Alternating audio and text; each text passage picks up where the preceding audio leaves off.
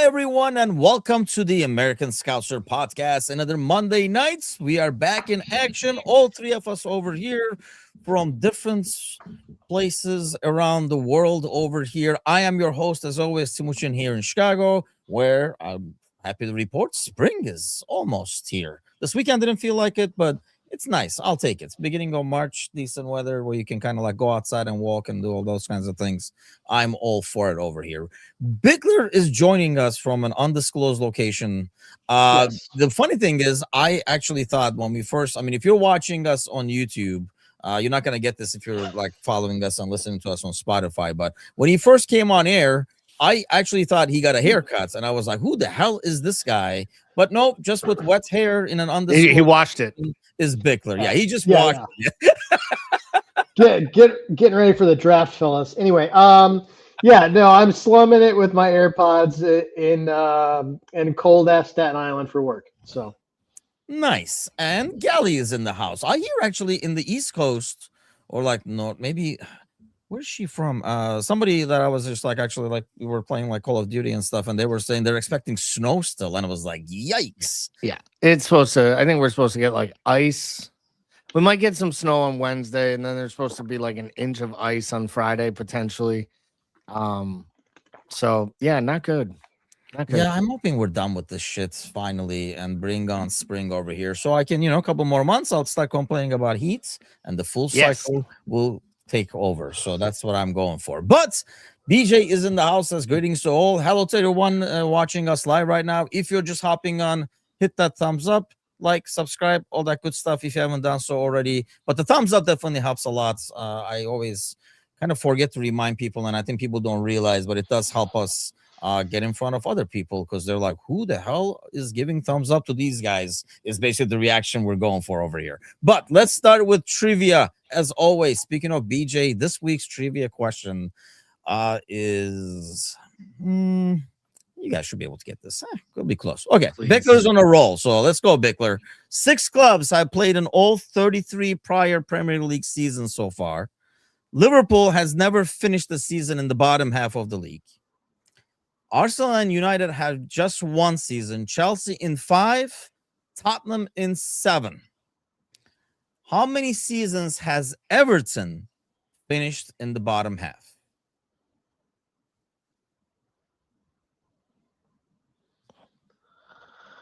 oh, I don't know. I'll say 12, but I don't think it's right. I'll say 12. Gally is like over or under. Where do I No, go I'm with gonna take this? the under there. I don't know why. I'm gonna say 8. It's well over, actually. 18. Oh. Out of crazy. 33? Yeah, 18 seasons, 55% of the time, all the Wow. time. They have been on the bottom part of the league. They have finished 15th through 17th, 10 seasons, and 4 times as 17th, which I find that shocking as well. I only but you gotta remember once figure- or twice a few years back. you got to figure within the last 4 or 5 seasons, it feels like there's at least 2-3 where they're battles, they've celebrated like they won a title when they stayed in the Premier League and stuff. So, but Spurs might be in that situation now. Maybe we'll get to that and we'll talk a bit about the league. I do want to talk overall about the league and stuff like that, but Ryan says I missed one game and the Discord goes all Lord of the Flies. Yeah, you don't want to miss match day, or you do want to actually miss match day on Discord, whichever way you look at it. But yeah, quite an interesting and active, vicious Discord chat this week for match day, despite Bickler, what I would consider not first time in a long time, but it was a very comfortable win. As paranoid as I am, and as much as I worry, even when it was 3-1 or 4-2, there is that built-in paranoia of like, let's not do this. But it never felt like they're coming back or they're about to give this away. Yeah, I think that was because at no point did we seem to really struggle offensively against them, right? So I felt like it always felt like we had some sort of a response or enough of the game away. I think this is always a side that sets up and plays well from the front, right? I think it's the other thing that we've spent the majority of the last 2 seasons really trying to figure out is, can this team chase matches, right? So Yeah. I think if there's anything I took away from this game, it's weird because it gets all topsy-turvy and the second half isn't as nice as you wanted it to see. I think if I'm taking a silver lining aside from 3 points away from this game, I thought in the first half, even though it was all about the goals, I thought the way that we defended as a team was a lot better than I've seen us in a lot of matches. And does starting an actual fullback in the back line on the right side have something to do with that? Probably, but it was nice to see it either way.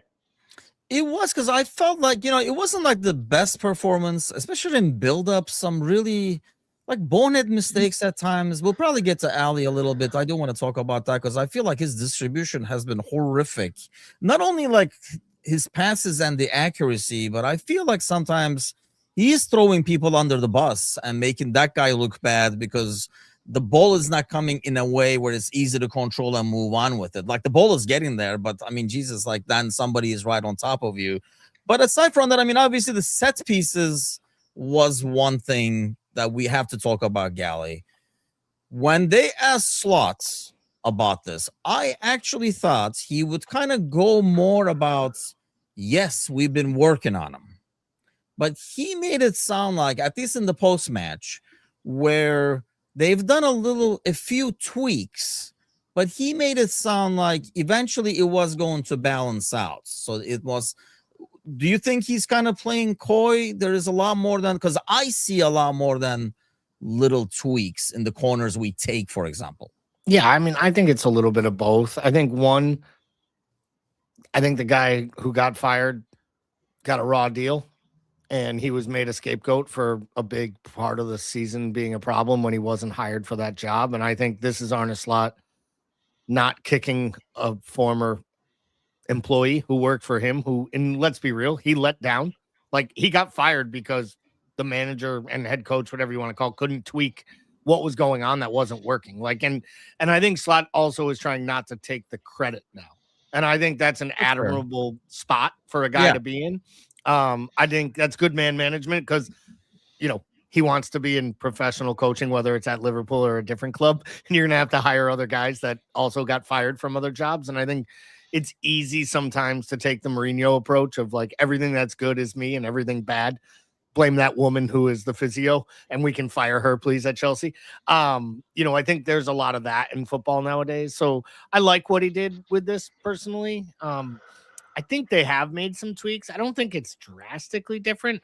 I think part of it is we jumped on the bandwagon of let's follow the keeper and throw in swingers. And to your point earlier, maybe it helps having a physical presence like Joe Gomez throw his big ass up against the keeper for every single corner and knock him off his spot. Because let's be real, any other day, if that happens against us 2 seasons ago, we want Mikel Antonio getting a foul called for contact that's happening against Hermanson that used to happen against Allison. And it feels like back then they called it on every other keeper except for when Antonio would bully Allison for 90 minutes and then West Ham would inevitably score a Souček corner. I didn't love giving up that goal. We'll get to the second half because I felt like our defense on set plays has been so much better. And it was kind of a letdown in that moment. But to get 3 goals basically from the account of set plays in the first half, I thought was a really, really good sign. Yeah, I mean, you got to take it. Yeah, if you can't beat him, join him, kind of an ordeal, and work on your set pieces. I mean, I do want to get to that towards the end of the show. We talked a bit about it with Mateusz this morning. I do want to get your guys' take on it because it does feel like, I mean, I joked about it in the Discords, like somewhere middle of the game. Like, instead of just playing a match, let's give everybody gets 5 corner kicks, 6 throw-ins, and 2 free kicks, and then whoever gets most goals wins. So we run less and call it a day. That's what it's becoming more and more. Another thing out of that press conference, I'll ask you this, Bickler, because I know you're a lot more critical of the overall play and everything like that. He kind of has been really getting back at the media with tongue-in-cheek whenever they're like, I guess, they were telling him well played and stuff. He did not consider this game as well played as some of the other games that we played, but just because we got the result. So he was not actually happy with the play. Is that yet another game he has started to play? Because I do see him throwing those jabs at the media, basically saying, you guys ask questions based on the results. Nobody's looking at performance. Yeah, I think there's a little bit of that. I wish I felt less ego from him, and I wish I felt more like just straight up accountability. Like I feel like sometimes he doesn't like own anything. He just kind of like gets petty about it. But I guess that's like, I mean, I guess any of these big managers are going to have those sort of egos. Certainly Jurgen didn't play nice when he was down. Yeah. So, I mean, I think there's something to that. I agree with it. I don't think, it's still not great football. And I don't think it's what he wants to be. But the biggest thing about that is like, you can't talk this game about wanting to build games through the middle of the park and own it through your midfield and then have your midfield go missing for games at a time. And now we're looking at a two of our last three matches where essentially the midfield has been non-existent versus a West Ham team that likes to sort of body up in the midfield. Maybe it's a little bit by design, just based on the physicality of West Ham, but I still think, at some point you got to look at this game and say, hey, we were good in parts, but like if you want to talk about slot football and his brand of football, it's certainly not playing and attacking from wide positions, right? Or it's certainly not set piece football. It's typically controlled chaos to the middle of the park and attacking from central areas. And like I said, maybe Wirtz not being available has something to do with that. But I just think we're looking at a stretch of games where we really haven't seen us do that. I wonder sometimes though that I was gonna go somewhere else, but I'll ask you this, Gally, because as I watch, I don't even know. Like we always said this before, right? Like he wants to come through more like from the middle, like Bickler is saying. Was that kind of almost like a byproduct of last season? Because obviously we were basing it off of that, where you had wingers who were successful and could beat people 1v1.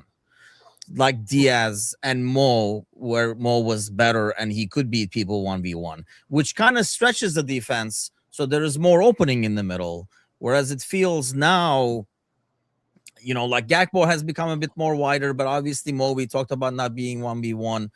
It does feel like now we're kind of like trying different things as opposed to trying to constantly go through the middle. Yeah, so maybe I liked wingers, just don't have the same kind of wingers we did last year. I mean, at Feyenoord, he was all about wide play and then playing into strikers with wide attacking players that had pace. And then when we got to the end of last season, he talked about how what this side needs is more pace. And then they re-signed a 34-year-old who lost his legs at the same time, allowed the guy with the most electric pace to leave the club and didn't replace him. So I don't know if it was as much circumstance. Like this all comes back to like, did he pick the players or was he given a group of players to work with and then kind of dug his heels in and said, don't let Diaz go by all accounts. But then the club said, well, we're letting Diaz go.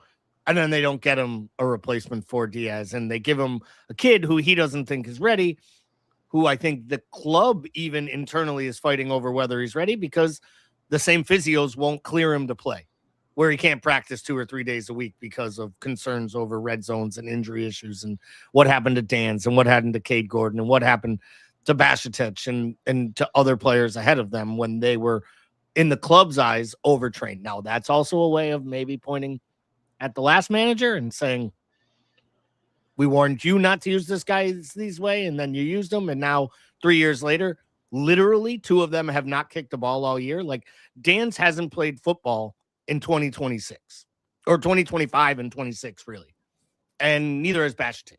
So I think there is something to that. I think they're worried about what they have, and I think they're just in a mixed bag.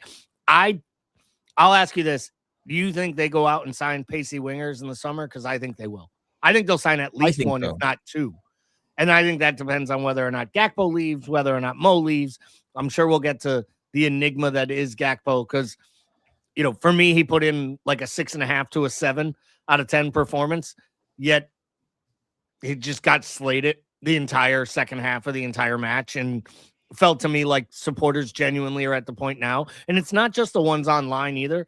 They were this way in the crowd. You listen to some of the post-match from people at the stadium, and they were more upset with Gakpo yesterday.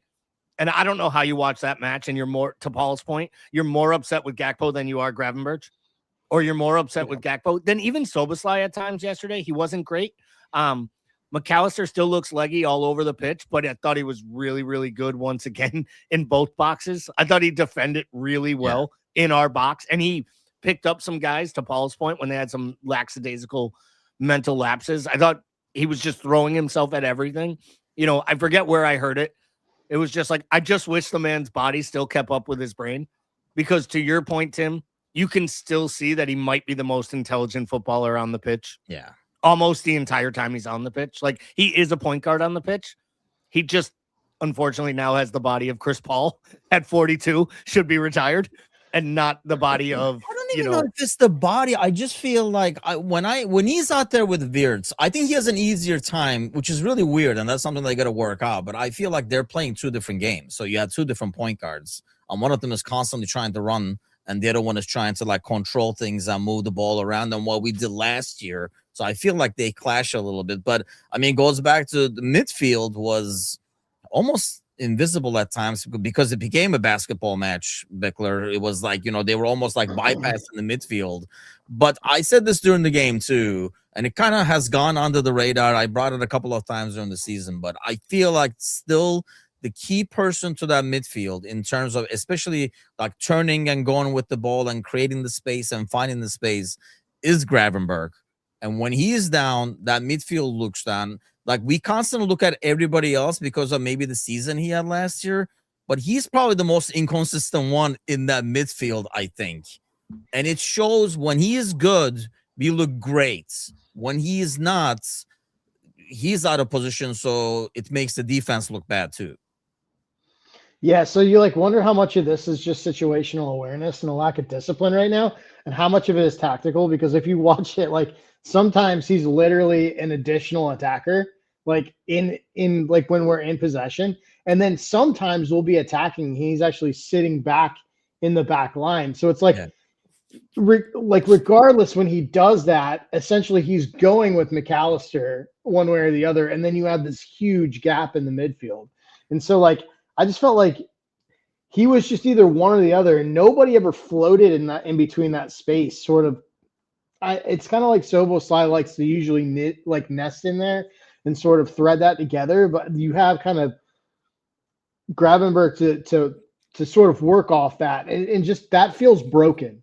Like, and it's felt broken for a couple of months now. Like, there's not. I remember when we used to see the three of them work almost in tandem. Like they used to, you know what I mean? And I don't feel like we're seeing that right now. Yeah, especially with Gravenberch and Maka. I felt like, they would almost, one would see the other one pushing up and adjust accordingly. And honestly, like, I have a lot more faith in Maka in that sense, going back to what you're saying, Gally, because I think he's a lot smarter of a football player to know the timing of those runs he makes in. For a dude who's probably the smallest on the field, unless like Frimpong is scampering around, he gets so many headers in there because he knows the timing of the run, to get in between the center backs and stuff. He's a smart dude, and I trust him to make those runs more than really Gravenberch, even though, he has the size and the pace over like Maka. But I just think, like when Gravenberch can kind of, especially when we're building play, I think it shines a lot more. When Gravenberch can turn with the ball and can take the space with the ball, that's when we're dangerous, because he's lanky. He just takes like 10 steps, and before you know it, he's in the other box. How much of this midfield performance do you think relies on him? Oh, I think a lot of it relies on him. I question whether or not we started to see it at the end of last season. It was kind of like probably final third of last season. I feel like the league started to figure out Gravenberch a little bit, started to figure out what was making it work so well at the beginning of the year.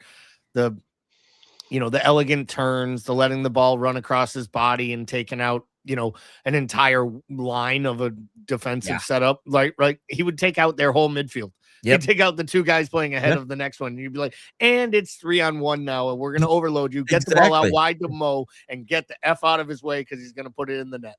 I do feel like maybe the league is caught up a little bit, and the way the league's being played right now, it's not as much transition. So there's not as much of those kind of like elegant turns and runs. I think more and more you're seeing why we probably went after a Zubamendi type 6 at the time we did go after him. And I know everyone said, well, that's because we didn't know what we had in Gravenberch.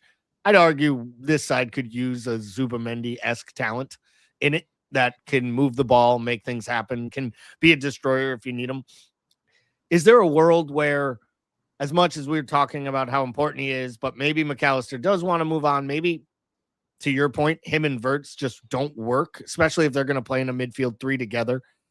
And it really is like Gravenberch moving into a role where he is basically deputy to Soboslai at that second deeping line player. And we go out and we buy more of a player that plays a little bit more Fabinho-esque, not a fully, I don't think we're buying a Mascherano, destroyer. I'm not sure those days exist anymore or those players are out there, but I think the profile of this midfield needs to be tweaked because I think when you have Florian Wirtz playing in that central tennis role, you're going to need probably a more dynamic two than you're going to get currently with McAllister, Soboslai, or Gravenberch in any setup. And I think that's why we have struggled at the midfield. But we all know Florian Wirtz is the future. And it's not the future on the left wing. So they have to figure out a system that plays these two together. Let's talk about Gakpo a little bit, though, since you said left wing. Josie on the left, Joy on the left says Salah needs to go by next season. And I think that is going to happen. I think that's basically the writing is on the wall, system-wise, I think money-wise. And at the end of the day, I mean, whatever you get for him, you will probably be able to buy a replacement for him. We're talking about like a speedy winger or whatever that you would need. I mean, there's going to be a bunch of needs for this team next year. And I do think that happens in the summer. But this is what we have right now. And on the left, you have Gakpo Bickler. I don't know. I've been a Gakpo apologist for freaking like weeks and months now. And I am not understanding the constant complaints because I'm sure he's heard the criticism. Maybe he's gotten the criticism from the management and the coaches and stuff too, that, he is becoming too predictable. I feel like he is doing a perfect combination now where, you see him like on the left-hand side, he flicks that ball to Gravenberch, creates that way. He lets Kirkes run over him with the overlap and let's get that play that way. And then he can still cut in and shoot. He cuts in sometimes, he crosses. I feel like he's mixing up his game. Is it just too late for him? Is he the new Lovren that plays on left wing? Whatever he does, people are just going to nitpick it to death. Yeah, but I think that's because of the expectation of what people want on the left side of our team. And I don't know if that expectation's necessarily been adjusted by like what is going to happen under Arne Slot. But I think when you look at the succession of having to come behind essentially Diaz and behind him Mane, right? Like we've been blessed with a decade of dynamic, like elite wing play with elite pace, and Gakpo's not either of those things. Now Gakpo's really good, but he's different. He's a slower, more technical, plays well with his back to goal, likes to cut in. He doesn't like to bounce out necessarily. So I think it's just like a different type of play. And I think if we saw Gakpo do well centrally, people would feel a lot different about him. But I think it's because he plays out wide. In essentially what looks like what we've been used to as a front three, even though it hasn't been all year. Like I think people have that expectation for what they've seen be elite on that side, and it's not Gakpo, and I think that's the problem. I just wonder who is the elite winger in the Premier League today. And I mean this seriously. If you take Semenyo out, and honestly, he's only really playing. He had gone off the boil the last month at Bournemouth. He wasn't very good. And maybe that was the move impending and not knowing where his future lied. He's not really playing on the wing for City. He's almost playing as a number 2 striker off Holland. He was basically central the entire game. It was funny. It was almost like they told Semenyo to run as if he was Marmoush and told Marmoush to work as if he was Ekitike last season at Frankfurt and without Holland in that match. So like, the ironic thing about that is I think Gakpo would actually be really good in like a Christmas tree formation, playing off of Ekitike. Well, I thought it was interesting. You saw Ekitike play quite a bit at times on the left wing yesterday against West Ham, and I wonder if that was a couple goal lead. And they said, "Hey, go out wide. Let's see how this looks," because this other guy that wears number 9's coming back, and we might decide to play you guys together later in the season. And at the same time, I think it is telling that when he makes his subs, he gives Ekitike the breather and the blow for the last 20 minutes, and he pushes Gakpo to the center of the pitch. And he doesn't do a terrible job. I don't think he's pulling up trees in there. But maybe that comes to when we talk about Wolves and we preview those things. Like maybe that is a hint that he had 90 in his legs to give him a little break because he's not starting tomorrow. Maybe you go with a Jones type thing. I think it's all going to determine on who's available at the back and whether or not you feel like you can play Frimpong or Gomez. I have been someone who was overly critical of Gakpo all the way back to when Klopp decided he was going to play him everywhere, from false 9 to the 9. Remember the game he played him in the 8 against Chelsea as part in like the genie role? And I was like, go fuck yourself, dude. I'm sick and tired of this shit. Get out of here with that shit. I was so mad. And I'm still not over it, clearly. But I think this is one of those things where I think this is my old argument when you're having a political conversation with someone, that the left has gone so crazy left. They've come all the way around and they are now the right? And some of the right are going so far to the right, they are coming to the left. Like, I feel like that's the hate for Gakpo. I think at this point, it's gotten to a point where they can't even quantify what is a good performance. I saw him work hard yesterday. He actually tracked back and defended. I thought him and Kirkez might have had their best match together. Now, still a little weird that they only passed the ball to each other like 4 times all match, but that's 3 more times than I think Gakpo had passed him the ball in 2026. And there were times on the overlap. If I'm Kirkez, I'm still a little frustrated because I don't know that he uses that release as often as Kirkez is making the run. And he's clearly being told to make the run. And then you see some of the crosses he's getting into the box. Now, same time, Kirkez can make beautiful crosses all day long. If they don't have a single guy inside the 18-yard box, those great crosses don't mean anything if you don't have someone trying to get on the end of it. So I understand where the frustration is, but I think this is really a lot of revisionist history. I just think that if Diaz had gone to Barcelona and was having a 50-50 campaign competing with Rashford and just looked human, everyone would be like, yeah, it would be nice to have that guy. I think the fact he went to Bayern, he's smashing it, he's scoring worldies in the Champions League, and Bayern's doing really well. I just think it's easier. It's just an easier play. Nobody missed Sadio Mane when he first left because Diaz was on a great run of form. Gakpo was scoring goals, and Mane was an absolute failure. So outside of Sir Z, nobody was really missing Mane when he left. But to Paul's point, now we remember peak Sadio Mane with 2 seasons to go, because Gakpo isn't him. And I just feel like it's probably what will happen with Mo. At some point, we'll opine about the great days of Mo.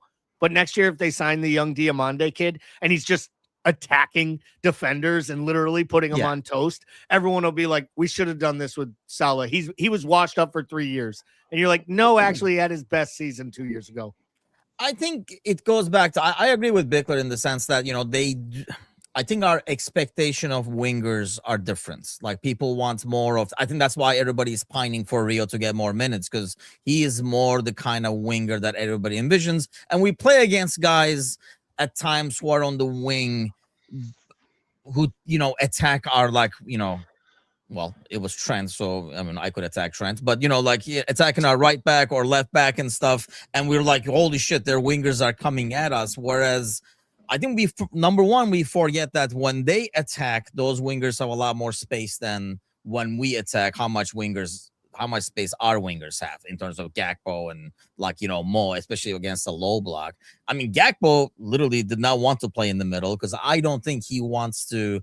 One thing people forget is it's playing center is really a thankless gig as a striker, because you are doing a lot of body punches from those center backs, constantly fighting, and for nothing to show for it. Really, all you're doing is helping others around you, and it's really a thankless gig. And I don't think that's what Gakpo wanted to do. I think, maybe he does not in the future work for this. I mean, like, you look at that game, for example, like that Somerville kids. You can see, like, on the left, like, how much he terrorizes us with speeds. and more than speed, the agility, and I think like being like unpredictable. Like, is he gonna cut in? Is he gonna totally take you to the line and stuff? But Joey was asking about. I mean, here's another thing that Ryan says, and I think you mentioned it as well, Gally. It's kind of forgotten that if going back to Joey's question about Kirkaz, I think, Kirkus has done, compared to the start of the season where everybody suddenly gave up on the kid like 2 weeks in, the best left back of the season before. But I would argue, Bickler, that, he does a lot better now, mainly due to that help he's getting from Gakpo defensively, because there is a lot of dropping back being done by Gakpo and not letting him kind of like hang out there. I mean, to give credit, Mane did the same thing. And Diaz would track down, but positional wise, I feel like Bakpo closes spaces down so Kerkez doesn't get exposed. Yeah, I think it's partially the squad, but I think Kirkez is just a young kid who found confidence too and got himself himself Me out too. because he's no longer the press for the opponent. He's no longer the trigger for the opponent press, which is what was happening. Yeah. And that's what happens when you got a young kid with shaky confidence. And so, previously you were watching essentially us play 1/3 of the pitch because Van Dijk didn't trust it enough to get it over to Kirkez. Now they're using him as an outlet, right, which helps his overall game in terms of him getting forward. He's doing a good job getting back. I think Kirkez has quietly been the most consistent defender for us game to game over the last 2 months now. Like, I think it's been that long of a duration. He hasn't had the highs necessarily of a Konate, right, or of a Van Dijk going up there and getting a lot of these set pieces right now. But I think from a consistency standpoint over the last 2 months, he's been unbelievable. And, people forget he's still kind of a baby in terms of his career. He's got a lot of years out of him. 22 years old, younger than Verts, younger than Ekatike. Like, and I think at times too, I said it earlier, like, can look at this league. And I know you said we may talk on the set pieces and the craziness of what the league's turning into, Tim, as we wrap up the show maybe later. But like, goals are down across the entire league from open play. Well, tell me what marauding fullback is. Like, the game has changed in this league. The fullbacks aren't getting as high up the pitch. The fullbacks aren't crossing because if you take away goals from open play, that's usually where your wingers are involved in goal involvement. They're getting assists. They're scoring goals at the back post. Like, to me, we've seen very little of that all year long. You're seeing less and less of these dynamic fullbacks, the less and less of the, days of Robertson and Trent. And we think like we were the only team in the league. Like, every team had, City tried to do it. They had the Zinchenko kid. They moved him out of midfield. They moved him in to be a fullback because he had a great cross on him and he could create from that area. The Pedro Porros of the world, the Munoz kid at Crystal Palace, all these players have dropped off, and more teams are taking the Arsenal approach and playing 4 center backs across the back line. Arsenal starts every match with 4 international center backs playing across their back line. Hincapi and Timber are really center backs. That's where they started. They came to Arsenal as center backs. You see it more and more. You're seeing it at Palace. You're seeing it. United did it for a bit here. Like, I just feel like this game is in ebbs and flows. And right now we went from 4 years ago of being able to watch Jurgen Klopp and Pep Guardiola's sides just absolutely battle it out with this dynamic, high press, high intensity play. And I feel like it feel like that was as long ago as the Aguero moment? Like, can you remember the last time you watched a Premier League game, whether it's us or someone else, and said to yourself, wow, that was entertaining. That was exciting. That was fun. I genuinely don't believe I've watched one this season. We were talking about that this morning. There are so many games that I would just watch randomly because it was a good game of football. Now, I find myself turning on a game thinking, oh, this should be good. And then, like, after a half, I'm like, I guess I was wrong. This is not that Chelsea Arsenal. There's not really much to see apart from being the sport, and sometimes I'm a sucker for it, so I'll still stay and watch it and stuff. But I guess that's what I was going to ask you guys, because we talked a little bit about it this morning. Man, we went from like not being able to even cough next to a goalie and it would be called, right? To now, like, you can just like pretty much do everything except maybe directly punch him. and it's all good, and it has not become nothing but set pieces. I think Gally, you were talking about this last week. So every time there's a set piece, 60 seconds to go, get it set up, call a couple of guys out, discuss them pushing each other around, send them back in. That's another 15 seconds. So it's impossible to get a good flow of the game. And going back to what Gally's saying, that's why it's smarter to say, you know what? Let's not freaking concede. Start 4 center backs. So when we do get the set pieces, you got 4 big dudes there, as opposed to like a little right back, or as opposed to sending Frimpong in the box. They're sending like Timber in the box to do something with it. What is the way to? Because I don't know. I mean, yeah, like if it works, you're gonna have to do it, right? I get that, but like, how do we get out of this? Because I don't see, unless they change some of the rules. One of the ones I came up with this morning, for example, was when the kick is being taken, like the opponents can't have so many people, kind of like how they set the wall and you can be only so close to the. There has to be a rule change before this game. I don't hate to sound like an old guy, but it has gotten gone to shit. It's nothing but set pieces. We're better off giving everybody 10 corners and say, do whatever you got to do, and then we'll go home in 20 minutes, at least save an hour of our lives.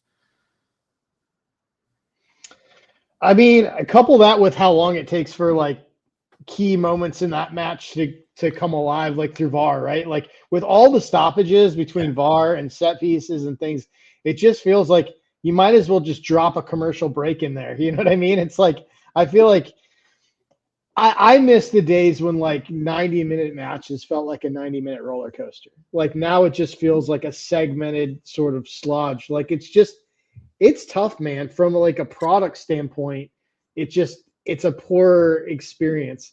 And I don't know, like it feels like we're past the point of any return. Like I don't know how we roll that back. Speaking of Gunnar Stand is in the chats. Man, you guys started the shit, by the way, with these set pieces. But yeah, I mean, that's the thing. Once it works, and I know what you're saying. Yeah, don't start that Slack conversation because we don't want to go back there. But it works, so it's a copycat league as with everything else, Gally. I mean, like obviously if it works, everybody's gonna start duplicating it. Like the long throw-ins, everybody and their brother has a guy now, which is nice to have, right? When you have Gomez over there, he's taking half a corner every time we have like a throw-in. It's nice to have guys like that give you opportunities. But how does it change? Because I'm not even getting into the refereeing thing. That is horrific. But this weekend's games you watch and you're like, this is the best league. I know it's the best players, but is it really the best league in terms of competition and I guess fun, in terms of having the game being fun? No. I'm sorry.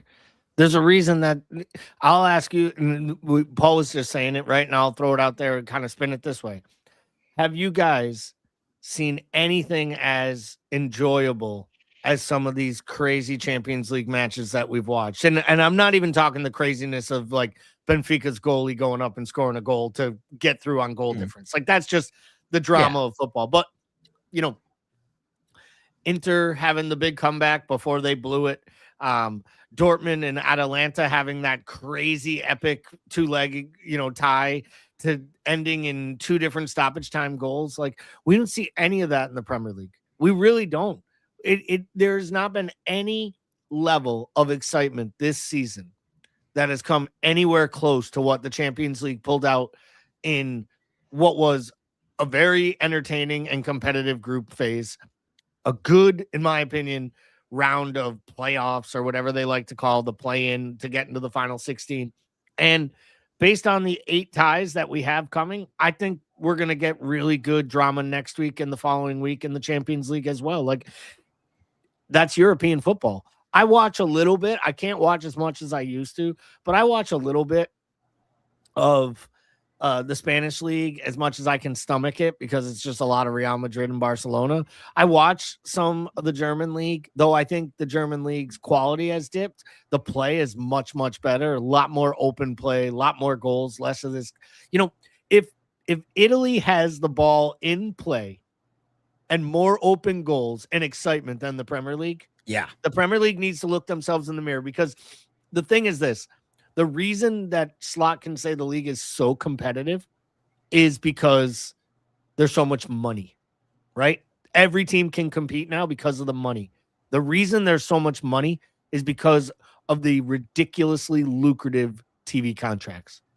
And if people around the world start changing the channel to other leagues, that will dictate how much money's coming into the league. And I do think there is something, and it's not just the goals, it's the quality of officiating or the lack thereof, because it's getting worse and worse every single week, and VAR's not helping it either. Yeah, I was going to say, if we get into that, that'll be an hour just from this weekend, for God's sakes, because there were so many ridiculous calls like throughout. But I mean, I know what, like Gunnar Stand is saying, and I know it's, it's always been it's a part of the game, but I feel like it has become so much the other way in the Premier League. Well, the game is a part of the set pieces, is where we've kind of gone. So like in between the set pieces, we just play a little bit and pass the ball around until the next set piece. I think the amount of time it takes to prep for them, the referees, how it's refereed as well. I mean, and I don't want to be this guy, like, I don't care if the game is 0-0, as long as it's a more open, like a flowing game, Bickler. It's not about the goals. It's just more about how much time the ball is in play. Like, you're not watching it. And we complain, I bet you more about American sports, where, like, it's like a 3-hour thing for like a fucking 60-minute game. It's becoming that. We are spending like 150 and 120 minutes, but you're probably watching like 30 minutes of action now. I mean, we're just talking like entertainment quality, right? So like, I don't think anybody's like surprised that an Arsenal fan doesn't like us talking about set piece trends. Like, so like, but and I mean, don't blame them for defending his team. Yeah, this like it's not. I mean, we scored 3 goals from it. It's not because we're not scoring, we should score more. I'm just saying, as a neutral, when you turn on a game, I turn on the Arsenal Chelsea game thinking it would be a fun matchup, because it's a win-win. Let's face it. If Arsenal lost, I mean, Gunnar Stand, you know how your people are. It would be like, Arsenal fans will be losing their mind. That'd be fun to watch. If Chelsea loses, it kind of helps us, which it did. It's kind of like placed us in 5 with the 3-point gap and stuff. I could only stand it for a half because I thought it was like just boring, not just fun as a neutral to watch it. So I guess, Bickler, what can we change? Like, or will it change? Will they kind of start calling it a bit closer in the box? So that's because obviously if it works, the teams are going to do it. And, more teams are going to do it. I think people have looked at Arsenal and been like, why are we not doing it? So you see this year, more teams doing it. Next year, it will be even more teams doing it. So it's only going to go one way unless they adjust the rules, it feels like. I don't know if there's even going to be a rule adjustment. I think it will just organically move on, like, because that's what the game does. I mean, remember a couple of years ago when like it was the back end of the Chelsea reign where they won a couple titles, and the like crowding of refs in the league had gotten out of hand. Like that thing just, but like I don't remember any huge rule change on that. It wasn't like they came down on it. Hell, I feel like they came like down harder on you kicking the ball out of play for a yellow than they did on that, right? But I feel like it organically sort of moved on, and like you just saw less of it. So I don't know. I think that there's like, I think trends are a real thing in football. Yeah, but if it works, I don't know. Like, I don't see the temptation for somebody to say, Gunnar is saying, like, I mean, JJ Okocha right now will be tossed around probably in midfield. Some defensive midfield will be freaking like pummeling his ass because there wouldn't be any space. And if you can't get in the box on a set piece, who needs JJ Okocha is what would happen. I mean, Bob says it's, even 20 years ago, and I'm not talking about big games being boring. This is not games, Gally, where it's cagey. There's a big difference between a cagey game where nobody, like both teams are playing not to lose and a bit more defensive minded. I'm just talking about how much gameplay we're seeing overall. And that was just an example of a game that, I don't know, on the weekend I said it's a non-Liverpool game that I would be excited to kind of take a look at. But, not really. 5 years ago, you could be checking out your, whatever it was you looked at. Old people looked at TV Guide. Other people looked at, magazines. I'm other not people that goddamn old, damn it. You're that old. Yes, you are. The paper, but no, open it up like this. But it comes down to like, you'd look and you'd say, Brighton Bournemouth is the lunchtime kickoff game. Yeah, I'll get up and watch that. That'll be an entertaining game. Yeah. Like Brighton and Bournemouth both play attacking football. They have some good young players. They go for it. They come at it. We're not seeing that. I mean, that Man United Everton game set football back a decade. Everton absolutely outplayed Man United that Monday afternoon. Killed them so much better. But they did nothing to try to score. It got to the point where Everton was genuinely trying to basically take it to the corner with 20 minutes to go to try and win corner kicks. Because they determined their best route to a goal was literally having Tarkowski commit felony inside the 6 yard. Dude, I was going to say 10 years ago, he'd be arrested for the shit he did. I mean, we're at the point now where goalkeepers are just flat out throwing players and defenders are just throwing defenders into the net like it's the WWE. And you think they're going to bounce off the ropes and hit them with like the people's elbow or something crazy. It has gotten to a crazy place. And I know we're like kind of hyperbole and making all of this a big joke. But if you're going to stop matches to take away goals for toenails being offsides, then I need to see what I'm sorry. In that time where João Pedro gets punched in the face by Raya, and I'm not even advocating that if you make contact and you like catch the guy with two hands across the mug, especially if it's João Pedro, it's kind of cool. But if you punch a guy like that in the face, it has to be a penalty. No, but he was genuinely being held down with two arms over his shoulders by Saliba, stopping him from jumping. He then jumps. He barely gets up. He gets cleared out by the keeper. They don't even look at it. It's not even something you should look at. Like that's the part that I just don't understand. And let alone the Rice thing where he jumps up with the chicken wing and it literally bounces off his arm. And they're like, well, it's in a natural position. This is a natural position. He loves waving his arms. Like, but that leads to a goal. Like or could have led to a goal. It should have been a penalty, in my opinion. Like, there's just no consistency. The way that they use the VAR, the way that they manage these scrums. And like, I just find it so funny where in England, you're in one or two camp. You either love the footy or you love the rugby. Not many people like both. Like, they pick a side. Yet we've turned this beautiful game into literally a rugby scrum.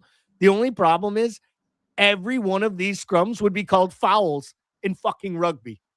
And it's being allowed in the 6 yard box on corner kicks. I mean, I think what the problem is, as shit as the refereeing is, the way it is right now, and like I say, if we go through all the calls like throughout the week, like the Spurs game, the United game, on and goes on and on and on. We'll probably talk about with my brother and rival bros. But the thing is, it's becoming like the NFL. I was talking about it with Mateusz this morning, Bickler, where there's actually holding in every call. It depends on like when they're going to call it. Like, every play has holding. Which one is going to be too obvious to call and stuff? I just don't. Why would they create this environment? Because I think that's where we're getting to now. It really, the referees are going to determine it. Because if they wanted to, they could call a foul in any of those, but they let some stuff go. But then we've seen it called. I mean, that Gomez goal this weekend, based on the one that was disallowed against City, I was like, this is going to get chalked off. Because, you know, it's almost the same thing. But this one was fine. Like, it's like the inconsistency. And then you bring that to this situation, which is even worse than offside, I think. Like, you know, like, was he in the vision or whatever? Where is he pulling the whole, like, not enough contact or not enough to give a penalty and stuff? Why open up this huge ass gray area for guys who can officiate the basics?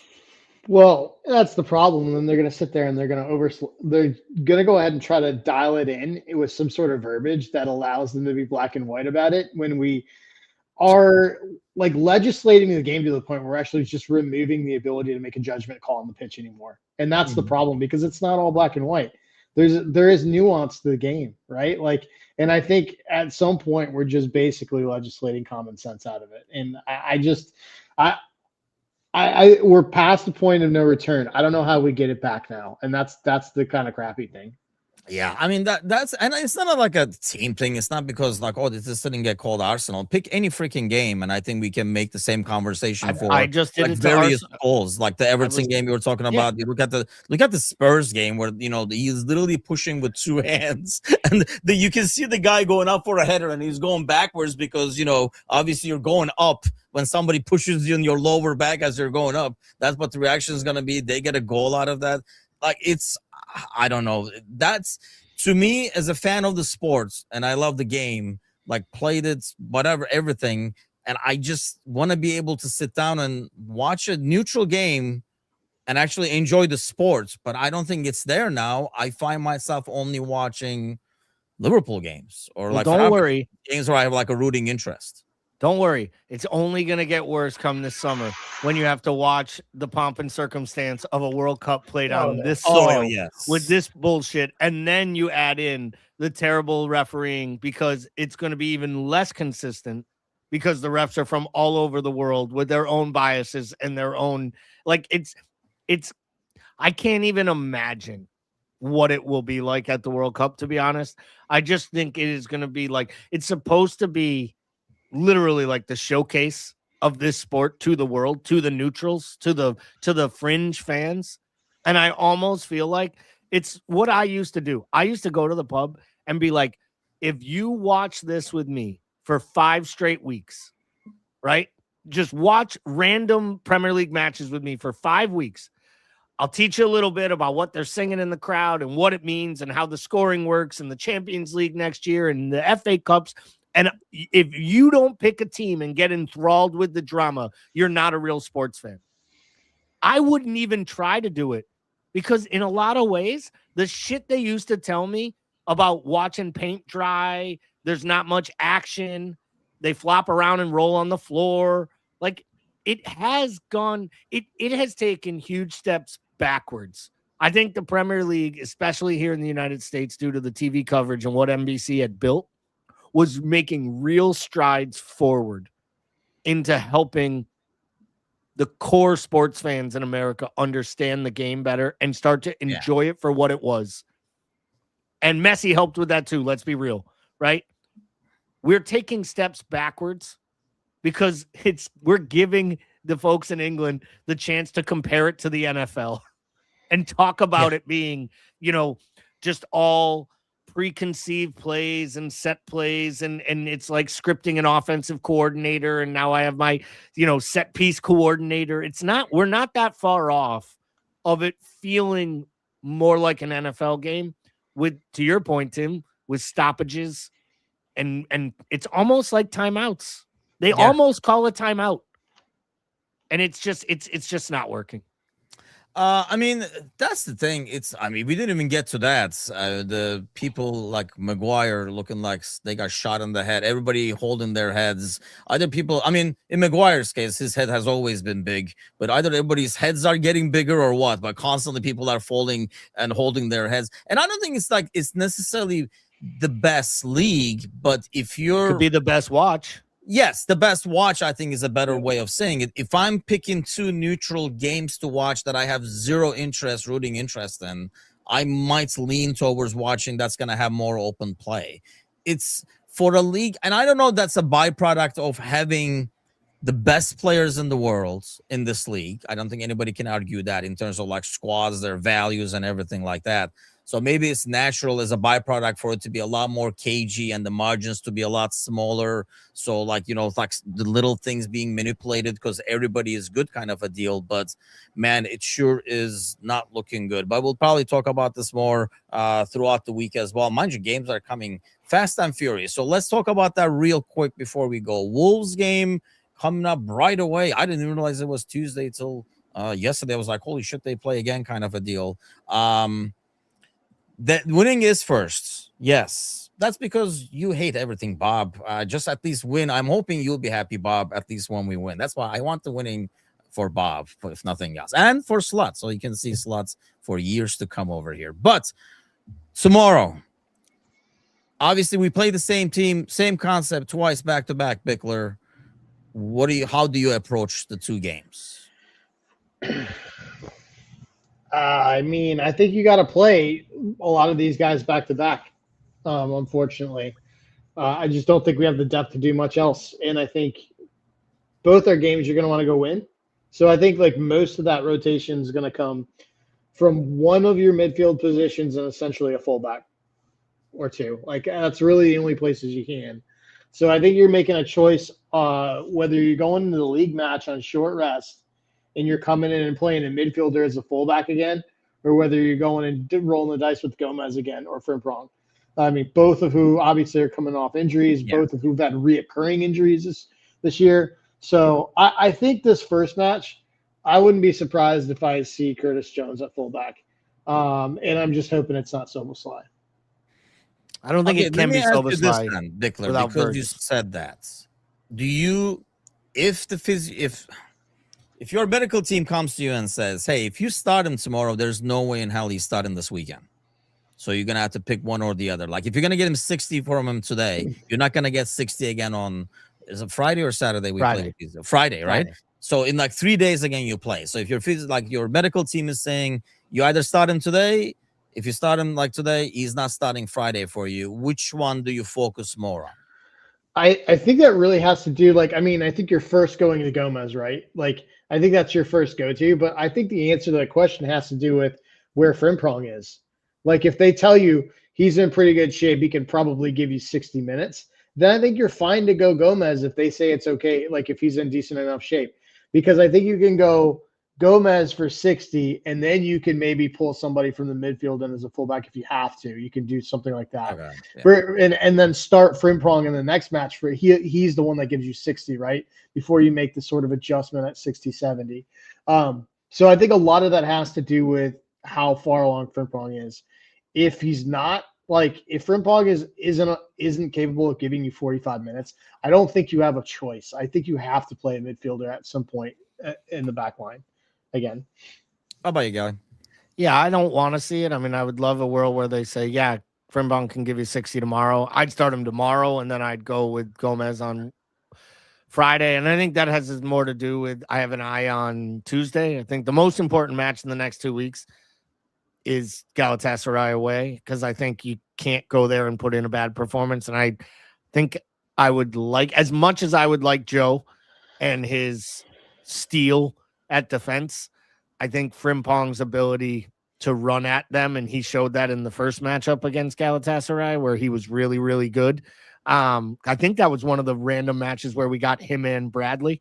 I think Frimpong was playing ahead of Bradley in that match at Galatasaray, if I remember correctly. No, I think Szoboszlai was right wing, because I remember he could not keep up with Burish on right back. He was right back.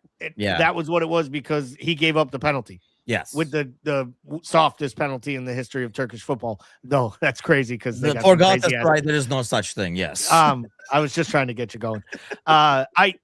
Look, my question is this: which game's more important? It's not a question in my mind. It's tomorrow. I know everybody wants to make it to the quarterfinals. And if you make it to the quarterfinals, you're one match away, and it could be drawing Norwich. It could be drawing one of these other lower level sides, right? You need to win, get 3 points, and keep the pressure on Villa, keep the pressure on United, keep the pressure on Chelsea. We need to separate from them. Champions League football is worth more than anything for next season. There's nothing more important right now than securing Champions League football. So for me, it's 3 points in the league. I think he picks his strongest side. I thought it was interesting that Jones never gets off the bench. Makes me think he knew he'd probably start both these matches. I think Jones might, to Paul's point, start one at right back and the other in midfield. And then he sees he's not anywhere near the Galatasaray first 11. Really comes back to Wirtz. If they're doing this to wrap him up in wool so that he could potentially be ready for the Galatasaray tie, that would be great. If he's going to miss the Galatasaray, home match or away match at least, then I think you sit him even against Spurs. You have to think about your next match. And my question to you guys is if you're the Wolves manager, if you're a Wolves supporter, doesn't Friday mean more to you than tomorrow? Yeah. And if you're Wolves and you have to rotate a little, wouldn't it be trying to take at them for their scalp? Because I think there's a world that Rio and Trey Nioni get starts on Friday. I really think that. I think that's why we saw Nioni get that run out with the little bit of minutes there. I think we see a little bit more time for them So tomorrow's going to be an interesting one. The other thing is I don't think you can start Ekatike 6 times in 18 days and not expect there to be a chance for an injury. So at some point, does that mean Gakpo through the middle to start?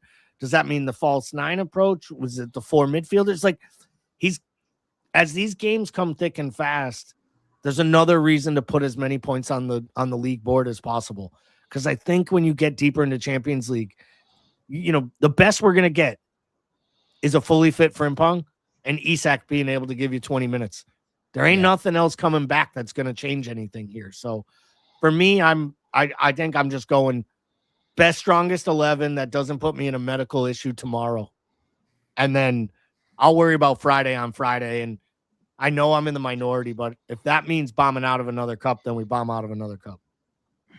Yeah, that's the part that worries me. I really don't want to bomb out of that, but I do know what you mean, because when you look at the schedule, we have a schedule advantage right now over Chelsea, where they play back-to-back tough games. So while you already have a 3-point lead, you got to build up on that lead and separate the 5th and the 6th. And the way Villa is going, that's very likely that you're going to catch up to them and stuff like that too. So in some ways, you have to win tomorrow and then hope that your rotation takes care of the business. How do you think the Wolves will approach it, Bickler? I mean, at the same time, he's trying to establish stuff, but the league is gone. Whatever he does, the league is gone. So whereas the FA Cup at least, gives the fans something. Yeah, I'd 100 expect them to prioritize the FA Cup for sure. For every reason, we should deprioritize it, right? I mean, I'm not saying we don't want to win a cup, but to Gally's point, worst case scenario, we don't win that match and we bomb out. Then all of a sudden, you're in a situation where at least you have less fixtures, and at least you get a little bit more rest going in that final stretch. I still think Bob says, hopefully, I don't call. He calls me, dude. You know better than that. He calls me. I'll answer it if I'm not busy, but give him some. No, you won't. You'll think it's spam. You'll just you'll bin that Maybe that's shit the right call off. I was telling you before the show. It was Spam slot filter. Slot filter, bald fraud filter. Do you guys think? My Let me BFF. ask you this real quick, especially you, Bickler. We were talking a little bit about it in terms of the decisions that were made in January and stuff. Maybe the slot decision is already made one way or the other. If you're slot though, do you prioritize going after the cup and winning a trophy, knowing for at least a big portion of the fans it will make a difference?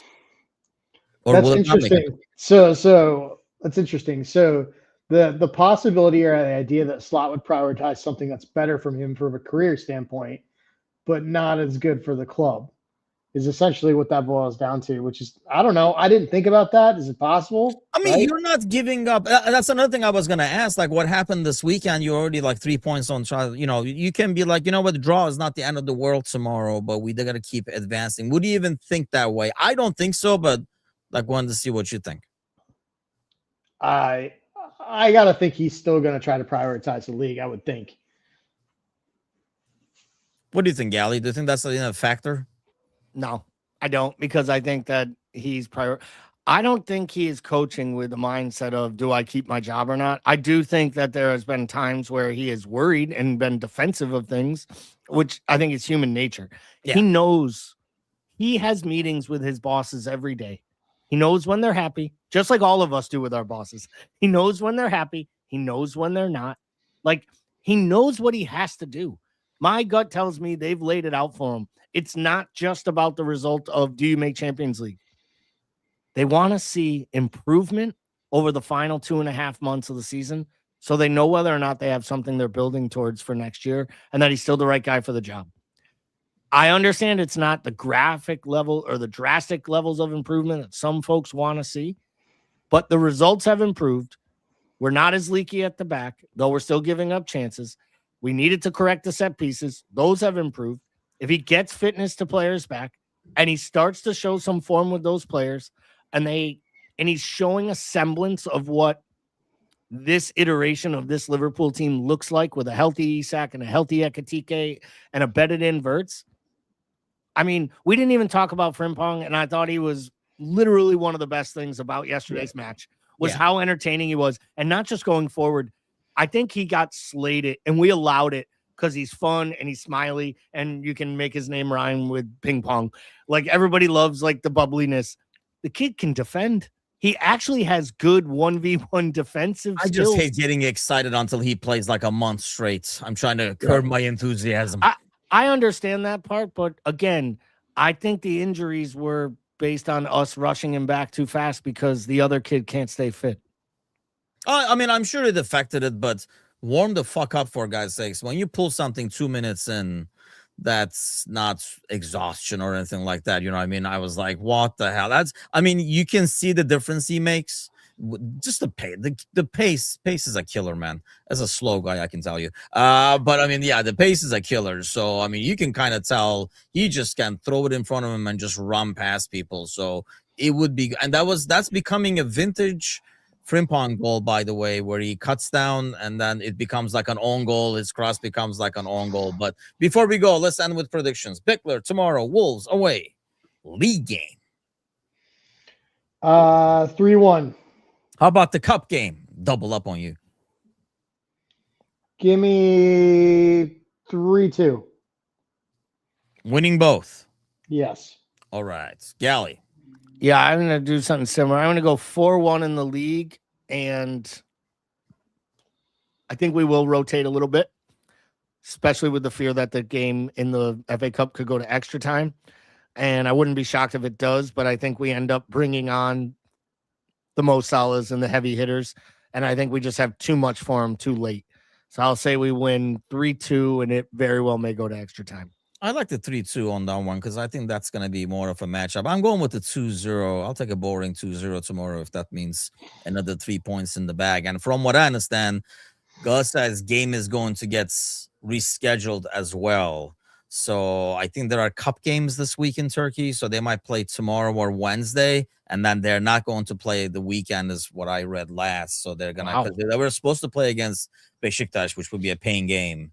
Which was going to be good timing, but I think that's being rescheduled. Turkey does things like that so that they're better in Europe, kind of a deal, which sometimes backfires. Remember when Barcelona didn't play at all the weekend and they came here before the 4-0? Yeah, so sometimes that can backfire. But okay, let's go with Wolves first tomorrow. Let's get that win, the 3 points. As always, thanks to the chat. Like, subscribe, all that good stuff. Have an awesome week, everybody, and we'll see you guys soon. Take care.